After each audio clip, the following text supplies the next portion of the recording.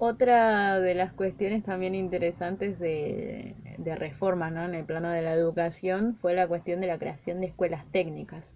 Como el peronismo siempre apuntó, por lo menos en el primer periodo, a la industrialización del país, se generaron industrias y por ende se necesitaban técnicos. Es por eso que se fomentó esta cuestión de las escuelas técnicas, que hoy en día también siguen presentes.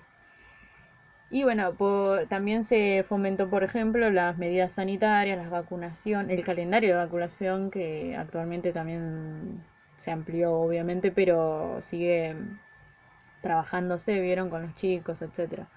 Y el turismo local sobre todo. Es por eso que a este gobierno se lo conoce como populista, ¿no? Es decir, obviamente con estas reformas que beneficiaban a la mayoría de la población argentina, la clase baja, la clase obrera, era inevitable no ser popular, de ahí viene la palabra. Bueno, lo que mencionaba anteriormente, ¿no? Que lo mencioné un poco por arriba, es la cuestión del plan, de los planes quinquenales. Estamos en el ámbito económico, ¿no? En la primera parte del gobierno de Perón se fomentó lo que se conoce planes quinquenales que apuntaban a la industrialización.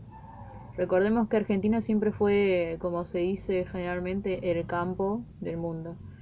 Y ya para esta época, eh, y aprovechando la crisis del 30, ¿no? Y aprovechando la Segunda Guerra Mundial, eh, Argentina empezó a ganar bastante dinero porque los países europeos, obviamente devastados por la guerra, necesitaban materia prima.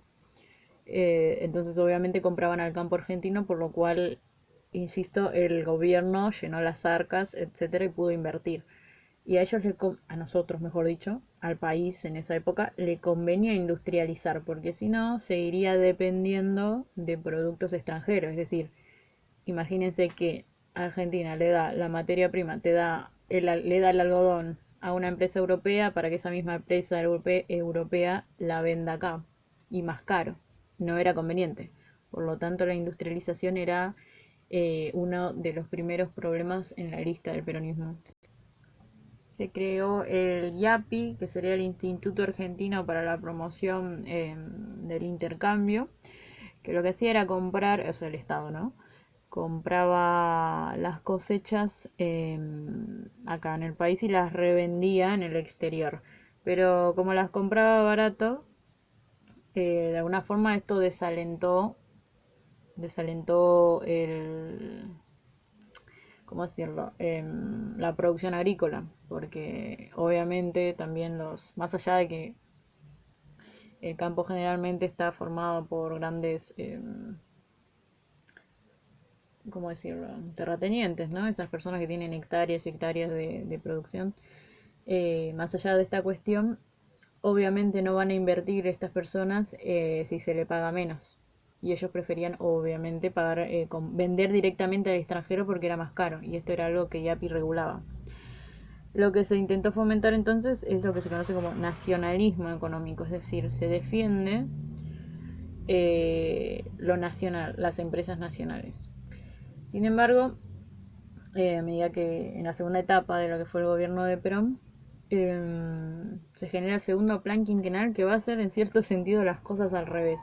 Como no le estaba yendo bien a la Argentina, se estaba quedando sin fondos, ¿no? Porque invertía mucho en la cuestión social y porque también la industrialización que pretendían no se generó de la forma que hubiesen deseado, porque no podían lamentablemente competir con industrias extranjeras, porque acá fíjense que no estaba todavía la tecnología necesaria, ni tampoco había petróleo como en esa época como para producir, ¿no? En masa y competir con el mundo, básicamente.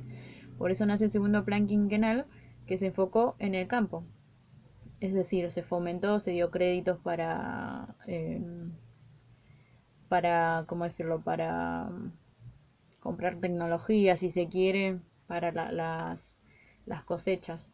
Entonces comenzaron también a alentar las inversiones extranjeras porque obviamente se necesitaba trabajar y obviamente se necesitaba que alguien del trabajo. Si no lo podía el Estado, que obviamente igual, insisto, en el peronismo se fomentó muchísimo la industrialización, pero bueno, en un momento, estando la crisis, también se necesitó de empresas extranjeras para generar empleos.